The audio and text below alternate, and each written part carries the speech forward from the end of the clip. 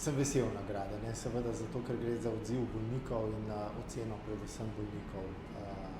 našega dela, kako se oni počutijo, kako so obravnavani, tako da je eno tako lepo priznanje. Bolniki, ki zbolijo z neko hematološko diagnozo, je to res na začetku en tak stres, predvsem tako psihično breme za bolnika in tlele jih razumem, ne, da so nekako odtrgani iz svojega sveta, v katerem živijo in potem čez noč morajo se njihovo življenje postavi na glavo, ne. In tukaj je vedno vprašanje preživetja, vprašanje, koliko časa bojo živeli. In tle mislim, da zdravniki moramo razumeti bolnike in pristopiti z enim takim pravim pristopom, da jim zastavimo prava vprašanja, da v bistvu bolniki se tudi na začetku niti ne vejo, kaj bi vprašali. In se nekako probam dati vse od sebe, da uporabim svoje znanje, da bolnika opremim predvsem z informacijami, kaj potrebuje v tem času, da mu dam neke osnovne informacije, koliko časa bo ostal na našem oddelku, če je sprejet na oddelek,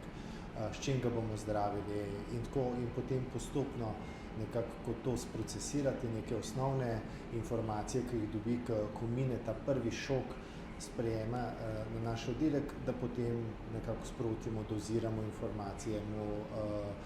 pravilno odmerjamo pravo količino, toliko pač ocenjujemo tudi, koliko sam bolnik potrebuje. Veste, nekateri bolniki potrebujejo toliko, da mu rečeš, da kri je danes v redu, nekateri so pa bolj zahtevni, pač želijo vedeti pa tudi kaj več o svoji bolezni. To je bilo čist po nekem naključju, res je moj drug poklic, v bistvu skoraj da tretji, ker sem začel svojo kariero kot v bazičnem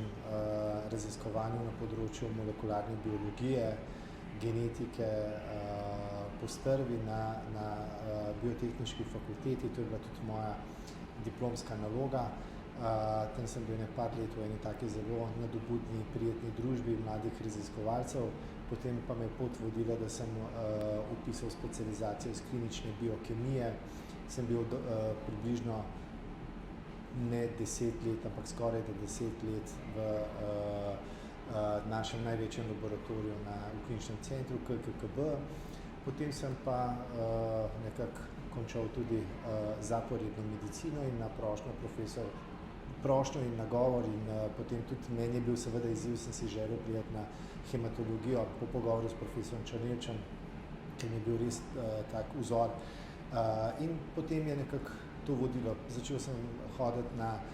hematološke sekcije in se bolj družiti s hematologi in potem, ko sem vpisal specializacijo, je bila pa nekako edina pot in edina specializacija, ki sem si jo res želel in v zdravstvu, je bila pa hematologija, za kar mi ni žal, sem zelo vesel, da sem danes tukaj.